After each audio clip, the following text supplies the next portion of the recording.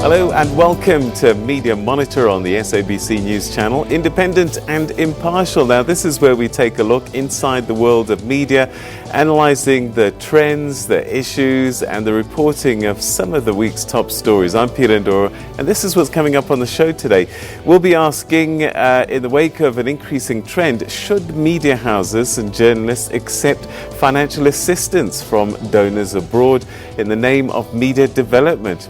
And we asked the question, does this pose a threat to journalism?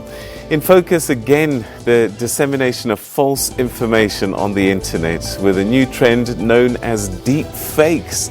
Now this is where video is now being manipulated to make people look like they are doing or saying things that they are not. For example, I might not actually even be here. Who knows? And digital radio, well, that's making its way through to the prison system.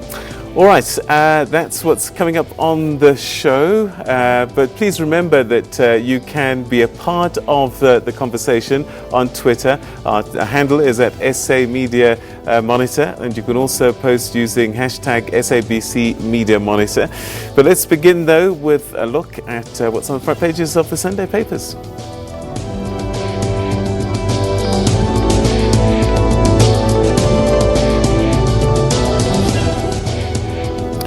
Right, let's start with the Sunday Times, which is leading with a story pointing to what they believe were a series of blunders in the way the public protector Busisiwe Mkhwebane came to the conclusions that she did in her SARS rogue unit findings against Pravin Gordhan.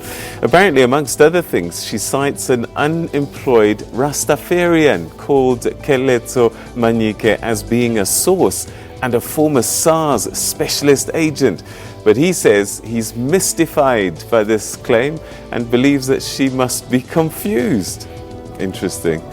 The City Press, well, that features a story about an alleged 100 million rand arts funding scandal, where it's believed that the Department of Arts and Culture's Mzansi Golden Economy Fund saw millions being allocated to artists without checks and balances, including, listen to this, Ladysmith Black Mambazo being given 36 million rand over 3 years to teach traditional Zulu song and dance and to make an album with former President Jacob Zuma. 36 million rand.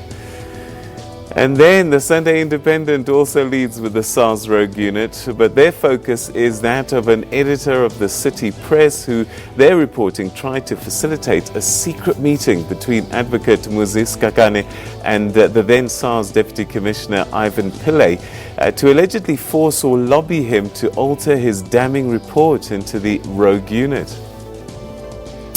The Sunday Tribune is reporting a really strange story here about a woman in KwaZulu-Natal who's traumatized having found out that one of her doctors removed one of her ovaries without consent during a surgical procedure. Well, she's suing now for 4.5 million rand for pain and damages. And the Weekend Argus says top story is that of a 70,000 rand award being offered by the Western Cape Police for information regarding 6 men believed to have killed 6 young women aged between 18 and 26 in Cape Town last week. All right, so there's so much to get through on the show, and helping us make sense of these stories are my guest editors. And today we welcome the newly elected Vice President of the Public Relations Institute of Southern Africa, familiar face on the show, Tebogo Ditsejo. Thanks very much indeed. Welcome and congratulations. Thanks for having me, Peter. So must we bow now and say, Mr. Vice President? I think I should bow to you. I should be serving you. And also, for a change, we've got someone in our Durban studios, and we have the editor, guest editor there behind the news network, Joe Mhlanga. Joe, thanks so much for joining us, and welcome to the program, Mnumzane. Thank you. Oh, great, fantastic. So those are our guest editors. But our first story now takes a look at what seems to be a growing trend in the media on the continent, with media outlets and journalists getting donor funding from countries abroad. A 2018 report by the American Center for International Media Assistance says that this media development assistance is about $600 million a year. But it's actually likely to be much, much more because the amounts that China donates is not really known. So it could be well over $1 billion dollars. So does this help for the media come at a cost? Let's find out from Professor Audrey Gadzekpo, who is with the Department of Communication Studies at the University of Ghana. But she joins us on the line now from the United Kingdom, I believe. She's at Oxford. So let's join her now. Prof. Audrey, thanks very much for joining us. Welcome to the program. Thank you very much for having me on the program, and good morning to everybody. All right, so when you were looking at these issues of donor funding, what was your concern? What raised your sort of eyebrows that, because some people would say it's a good thing to get a funding to develop media on the continent? Yeah, we were interested in finding out the impact, the relationship between donor funding and journalism practice. How was donor funding impacting on the work of journalists around the continent? Because, historically, journalists have had funding, but there's a greater need for funding of journalism, particularly in these times, for two reasons. When a lot of African countries democratized, there was a feeling from particularly Western countries to support the democratic process by assisting in strengthening journalism on the continent. But then we also do know that these days there are new entrants, for example, China, interested in influencing the continent. And therefore there's a lot of support for all kinds of initiatives, including support to the media. So we wanted to know how that affected the output. And what did you find? Is the output being affected by this money flow? Well, it's not so clear to us.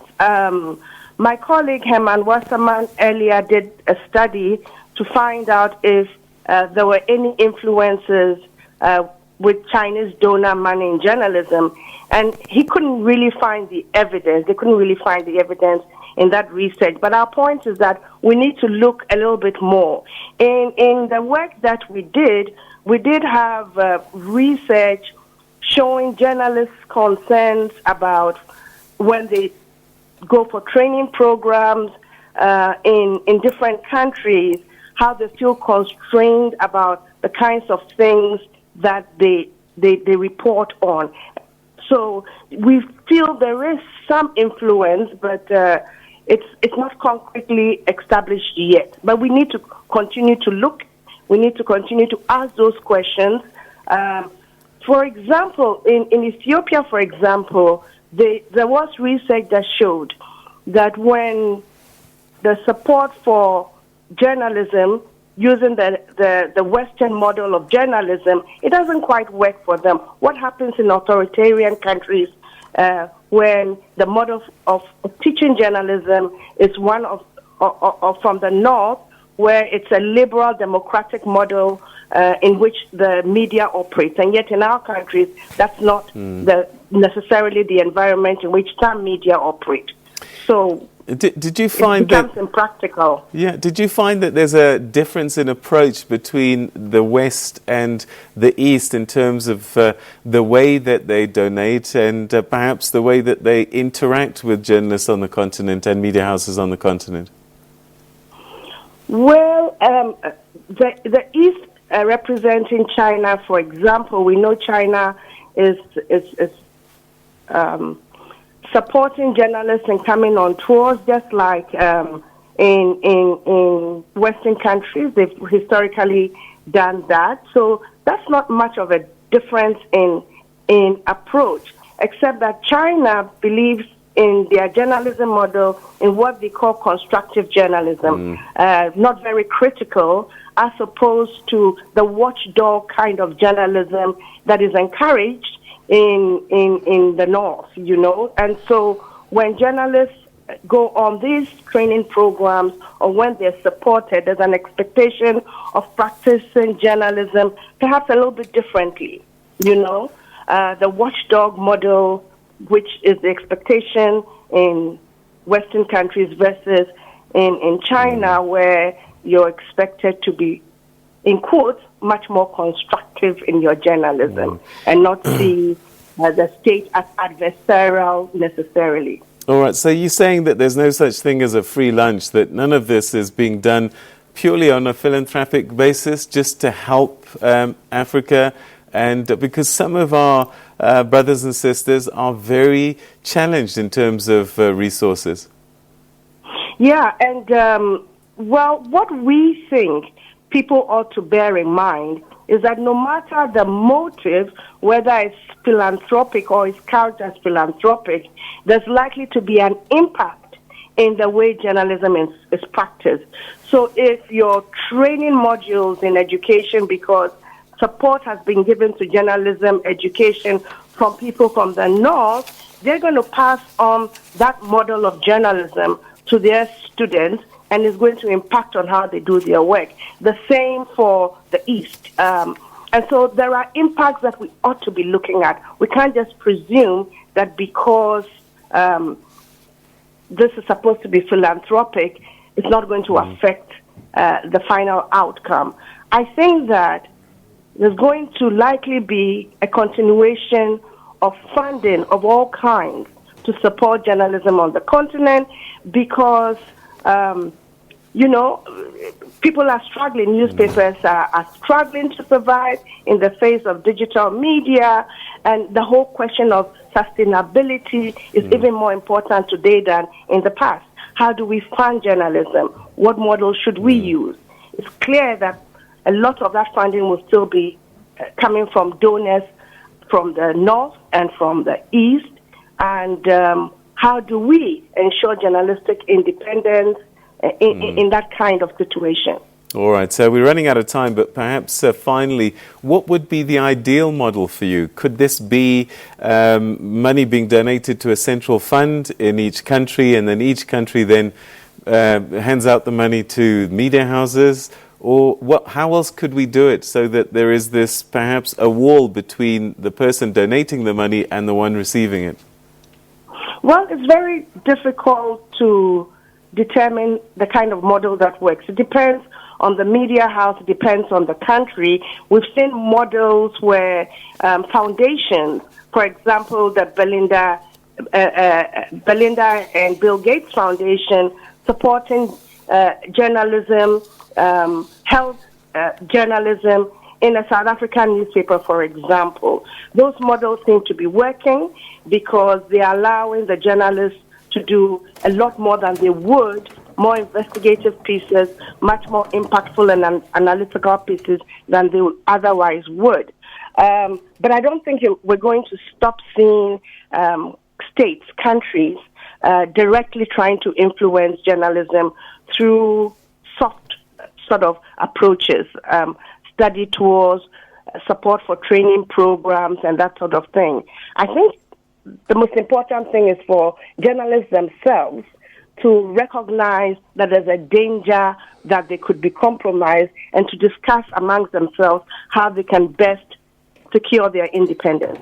All right, so Prof. Audrey Gadzegpo, thank you so much indeed for joining us on the line. She's with the Department of Communication Studies at the University of Ghana, but she joined us on the line from Oxford University in the United Kingdom. Thank you very much for having me on. All right, fantastic. It was lovely chatting to her. All right, let's get a take from my guest editors. Let me start with you, Tebogo. So, donor funding. I mean, genuinely, I've seen across the continent, I've traveled to a few countries, and, we're quite spoiled here in South Africa. We have resources, even though even that is getting constrained. Some of these publications cannot survive without help. and they tell important stories. Yeah, so publications definitely do need funding, which means that journalism needs to be seen as a business also, because you cannot travel and go to the field if you don't have resources. And that's why you will find a lot of the stories that are now being reported come straight from social media, or they come from a media release. You won't find a lot of times journalists traveling to go and find the story, which is a problem, because journalism and journalists are the watchdog of society. And as the watchdog, they also must be independent. Yeah. So that is where the problem comes with donor funding, where you don't know whose interests are being served. And so it is in our best interest, for the media to be well funded, so that they can go about their work independently. Yeah. Joe, I wonder what your thoughts are, because there are different kinds of funding that I see often. Sometimes we call it sponsored programs, and particularly news ones. It becomes a bit of a concern where a company will say, we want to feature let's say the government, we want to feature our province, we'll pay for your reporters, we'll pay for your accommodation and travel, we want you to do stories about our province. So it's guised as news, but we're starting to cross the line, aren't we? Peter, you are right. There's no such thing as a free lunch. In most cases, those who are funding the journalism, there's always an agenda. And it is well known that this is one industry where it takes a lot. We travel, we need to find sources, we need to find stories. So there is a compromise that comes from that aspect, that because it's known that there is a lack of resources, there is a lack of funding. As a result now, we're getting interest from the Western world, from China, from all different parts of the world, people wanting to come and fund. As a result, that kind of funding comes with there's always something, there's always an agenda, there's always a narrative that needs to be driven by those people that are funding. As a result, we're not going to get the real organic news that we should be getting, because now, obviously, you'll have to lean more on the side of the funders. So it is a problem in Africa. Once money comes from a different direction, some people have admitted that when they fund, they want something in return. So would we be in a position of compromising the truth, trying to please the person that funded? That is a problem. So what's the answer then, Joe? What do we do? How do we fund but stay independent? It is difficult. You suggested earlier that maybe the thing is, you said that maybe there could be a funding that will go into one hub that will find all the houses. Yeah. But would there be a transparency as far as that is concerned? Yeah. So that it is a problem. We do need the funding, but it needs to be regulated at some point. Okay. Maybe government has to come up with, but again, the government will now have hands there. So we're not going to be able to be real watchdogs, because now everything will be controlled. Yeah. It is a difficult situation. Hence now it looks like it's a free-for-all kind of, since it's not regulated, and it's easier for the people outside to come in. So the answer is it's tough, Peter. Difficult. Hence we see the kind of situation that we're seeing today. Hence you see even the kind of headlines that we see in the papers.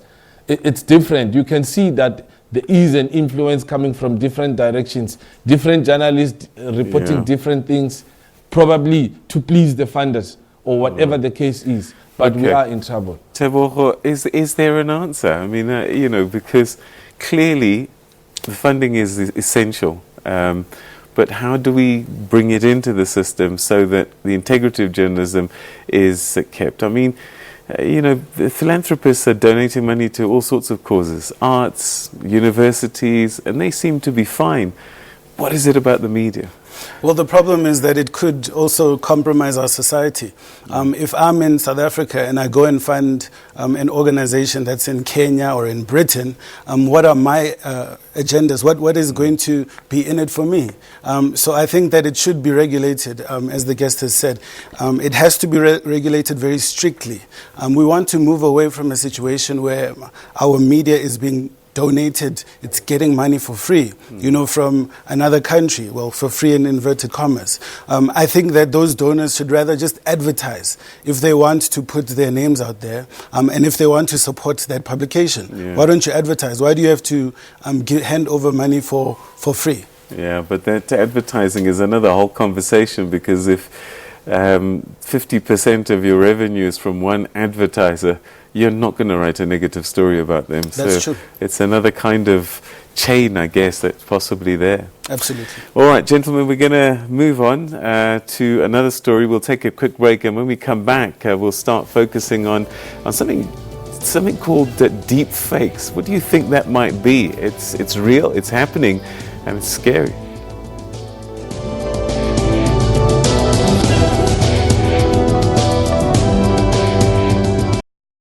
Welcome back. You're still watching Media Monitor. Now, the rise of digitally forged videos, better known as deepfakes, is raising concerns over how this kind of technology could be used to spread misinformation and damage reputations. In a video that surfaced about a month ago, Mark Zuckerberg blankly stares into the camera for what appears to be an office giving a worrying speech about the power the social network gets from collecting user data. Imagine this for a second. One man with total control of billions of people's stolen data, all their secrets, their lives, their futures. I owe it all to Spectre. Spectre showed me that whoever controls the data controls the future. Well, so for more on this story, I'm now joined via Skype by Tefo Mohapi, who's the director at iAfrican Media and Publishing First. Thanks very much indeed for joining us. Deep fakes, this is something that I had never heard of before this week. I always thought that fake news was more related to print that we see on social media. Tell us about deep fakes. What is it that people are able to do?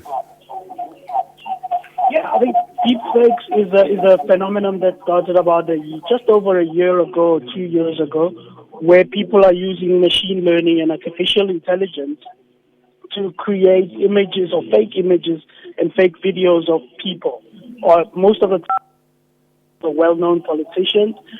And this involves a machine learning technique known as deep learning, where they go about learning or teaching the software how to create human faces. And over time, it perfects the skill of learning how to create human faces and is able to mimic their voices and their movements.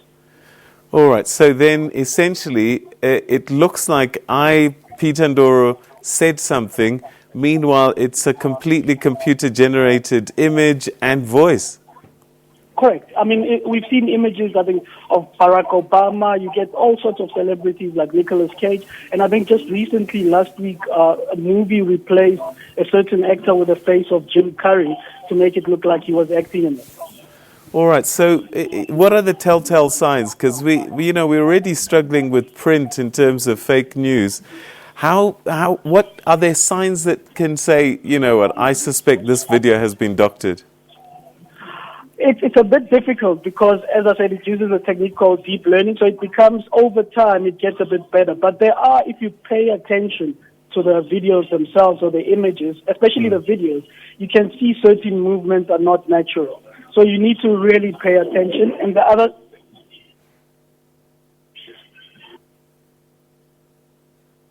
All right, so it looks like we've got a bad connection with Tefo. Whilst we try and fix that, he mentioned Barack Obama in that answer just a short while ago. Let's see for ourselves this doctored, this deep fake of Barack Obama. Let's just get a sense of this, and we apologize in advance for some of the language that might come through. We're entering an era in which our enemies can make it look like anyone is saying anything at any point in time, even if they would never say those things. So, for instance, they could have me say things like, I don't know, Killmonger was right, or Ben Carson is in the sunken place, or, how about this, simply, President Trump is a total and complete dipshit. Now, you see, I would never say these things, at least not in a public address, but someone else would. Someone like Jordan. It's okay, we're going to leave it there. Again, apologies for that profanity there, but I think it gives you an idea. Tefo, I don't know if you're still there and you can hear us loud and clear. I can hear you. Yes, all right. So we played that clip of Barack Obama, and I've got to say, the voice was a little bit off, but if you don't know him 100%, then you might believe that it is him. And then there were slight lip sync issues, but I guess you can also get taken by the message to start questioning whether it's real or not.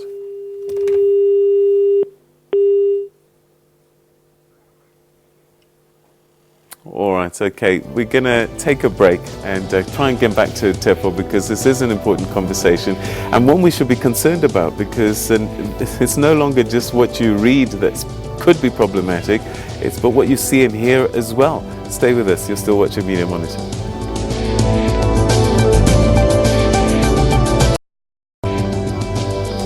Right, welcome back. You're still watching Media Monitor, and we were talking to Tefo Mohapi just before the break about deep fakes. Now, this is all about video manipulation, where people are now able to manipulate video so that it looks as if it's me talking and it's me saying stuff, but actually it's not even me.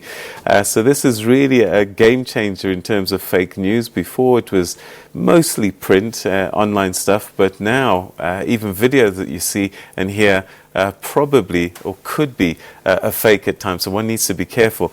Let's chat to our guest editors about this issue. Let me start with you, Joe, in Durban. Fake news, disinformation is a real problem, and most people only believe it when they see a video clip of a person saying that which is said.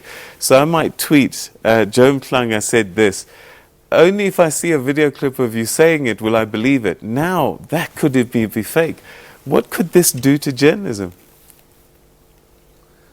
It is damaging. It is damaging. Look, we are happy for the fact that we have technology, and it's exciting, but we have seen that kind of technology being used by military intelligence, by other intelligence agencies, whereby they will come to a person that said, no, this person has already confessed, and then they show you the video. And then they were able to use that during, in the war zones, especially the Western countries that are involved in these highly technological things. But as far as the media is concerned, such videos could be very dangerous, where they could edit such a thing and then they take it to a person's wife or a person's business, or they leak this into an email where it could tarnish or damage a reputation of a person, because people are not so clued up into some of these things, except for the new generation that will understand that, as the previous speaker said on Skype, that it will take a lot of understanding to see that the movement, the language, the mouth. But once something comes into media, social media, on Instagram or on Twitter, people look at it as authentic, only to find that a person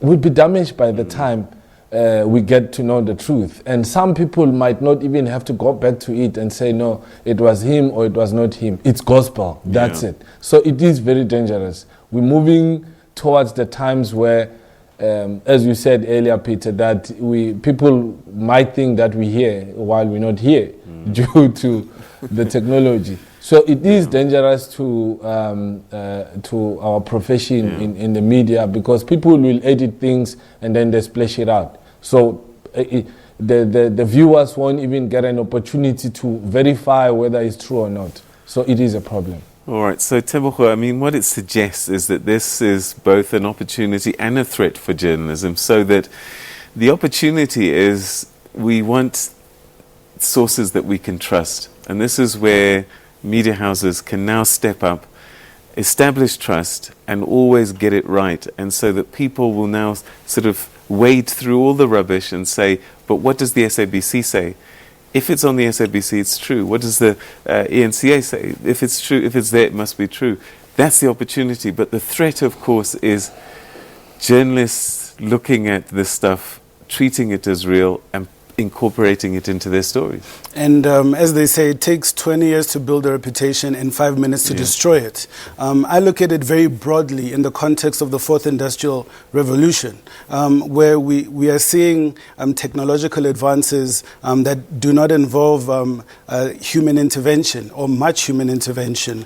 And we have to look at it in two contexts. Yes, we're excited at the opportunities, but we should also look at the ethical considerations of all of these technological advances. And I don't see somebody using a fake video of you for a positive purpose. Yeah. Why don't they just use the real perspective from you, exactly what you said? Why do they have to manipulate it? So I don't see many positives coming out of deepfakes, and I think that moving forward, we need to see that regulation around that to ensure that these kind of apps, are not able to reach the wrong hands. I think moving forward also, we need to look at how is it that we are going to utilize these technologies to further improve and develop our society. I don't really believe that people will be able to sift through a real video and a fake video easily. Already, we are seeing some of our relationships with other African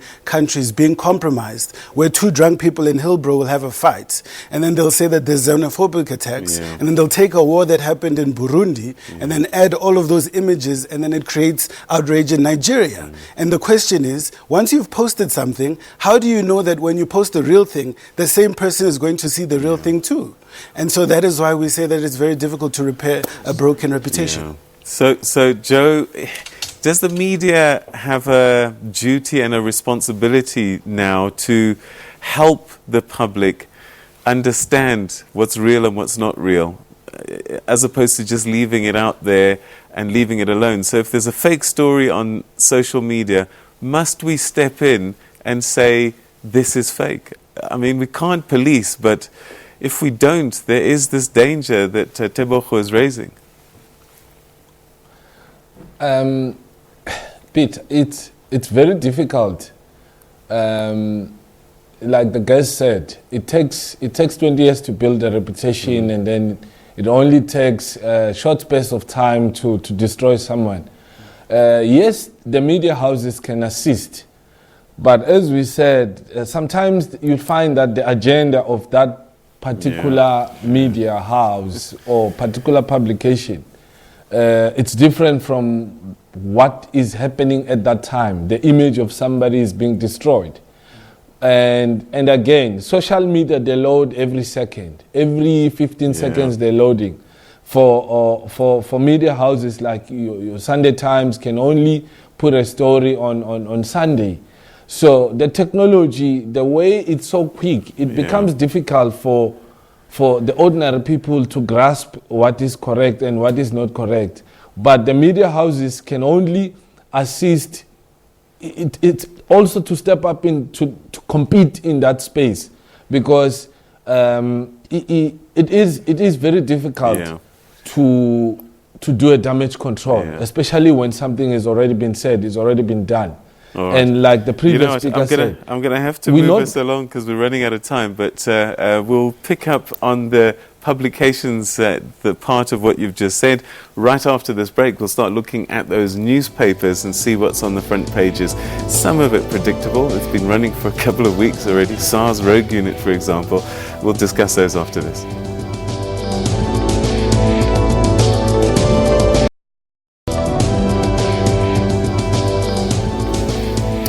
Right, so welcome back. You're still watching Media Monitor. Let's now take a turn and focus our attention on the newspapers and the front pages and what they're saying. Let's start in Durban with you, Joe. Which paper has grabbed your attention this morning? It's a Sunday Times. They are talking about the man that has been exposed, Keletso Manyike, whom it has been said that has been the source behind the public protector's report.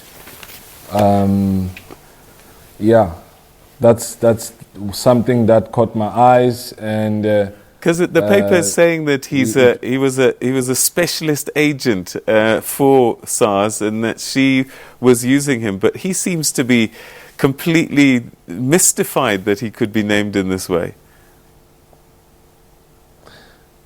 Yeah, I think it's a very interesting time where I think the minister will be trying by all means to discredit what the public protector has found. So looking at these headlines and you're reading into the story, we yet to see what will develop this week, so we can see and also get the other side of the story, because since the report came out, we've been seeing this tussle back and forth between the public protector and the minister. And this is an issue that's a concern to senior officials in South Africa's Chapter 9 world and government world. Going at each other like this. The public are busy sitting and they're being caught in this war. We've just heard that the ANC Veterans League is backing Pravin Gordhan in this battle.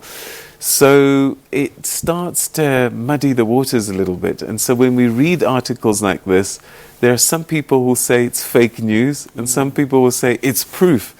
It's a difficult situation. Yeah, I think that only time will tell what is the truth. Eventually, we're going to find out what are the hidden issues that we perhaps are not privy to currently. It is not a good thing to see some of our institutions go at each other like this, because it's not just individuals. Pravin Gordhan represents an institution. The public protector represents an institution.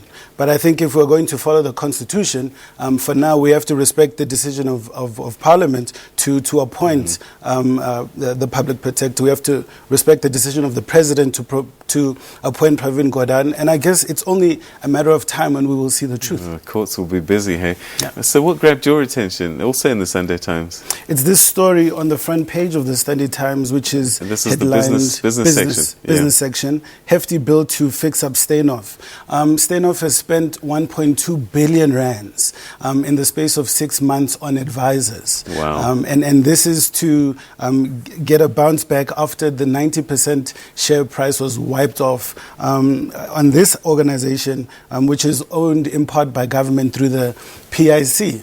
And I think they've seen some improvements where Pepcor, its headline earnings have increased by 3%, which is an organization which was sold by Christo Vesa to Steinhoff. And I think it is in all of our best interest for Steinhoff to bounce back. But I guess the lesson here is that we need to look into how do we fund institutions, what is the selection criteria, so that we can get the best bang for our buck. And maybe even looking into how can we found startups and innovative organizations so that we can grow our economy.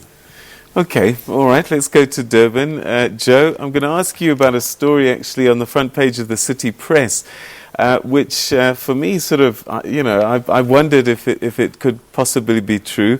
And this is the Department of Arts and Culture Golden Mzansi economy, where they were funding cultural projects. And if it's to be believed, do you think that 36 million rand in 3 years is a fair amount to teach Zulu song and dance by Ladysmith Black Mambazo? Sure. Look, we have a lot of artists that, in my view, we could have split the money and share with the up and coming. artists, especially in this province. There's a lot of talent. It's very rich with a lot of things that are not being taken care of. We have Durban Arts House that has collapsed. So we're not saying that they should not have been given, but I'm saying that we have other up and coming artists that they could have been beneficiaries of that same amount of money that would have been split to ensure that there's a sustainability in the art fraternity. All right, so what do we do? I mean, I suppose this is also part of the era where governance wasn't always at its best, so perhaps people might be quick to believe, or there might be some justification for spending this kind of amount. We don't know the full story, maybe. Yeah, I think that if you look at the arts that I'm very passionate about, artists do require a lot of funding. We've heard various stories around artists who died paupers. Mahlatini is one example. And we need to see a situation where our artists are supported. So I do think Mzansi Golden Economy is a great idea, where you are able to cut, some funds for artists to develop. And I think the direction that should be taken is the development from the grassroots areas, and seeing how you could mentor artists in the rural areas and the townships. I foresee another inquiry here. Speaking of which, Joe, what do you see as big news this week? I suppose all eyes on state capture and one former president. I think it will be very interesting to finally get the former president to speak, and he's been given an opportunity to speak, to correct certain things, to also tell us things that he might have known about other people. As he always said, that when he has retired, he's going to write a book about certain things. Maybe this will be the start at the state capture inquiry, where he will start telling us certain things that have been happening in the background. As we were talking about, that there were certain things that were allowed to know, there were certain things that were not allowed to know. So the fact that he will be on the stand, it will be very interesting. I think he's one person that almost all of us or everyone has been waiting to hear him speak. Finally. I suspect this isn't actually just a South African media event. This is going to be watched by the whole world. People have been curious about the state capture project. The president's name has been brought into that, and now we're going to hear it for the first time. Do you think he's going to say anything explosive? Well, I don't think he'll say anything explosive. I'm interested in knowing what language he's going to testify in, because he might do it in isiZulu. It might take some time, but I think he got good legal advice to say that he needs to cooperate with the state capture inquiry, because if it does end up in the court of law, then it works in his advantage to say, no, but I cooperated. I was there to answer questions. And the challenge here is that what he says here is under oath now, and so it could be a problem if he's not 100% with the truth. Gentlemen, I'm going to have to leave it there, unfortunately, but thank you so much indeed. Joe Mhlanga in Durban, thank you so much for joining us, and Tebogo Disseho, Mr. Vice President of PISA, thank you very much for joining us. Thank you, Peter. All right, and you at home, thank you so much for tuning in and watching Media Monitor this week. We hope that you enjoyed the program as much as we did.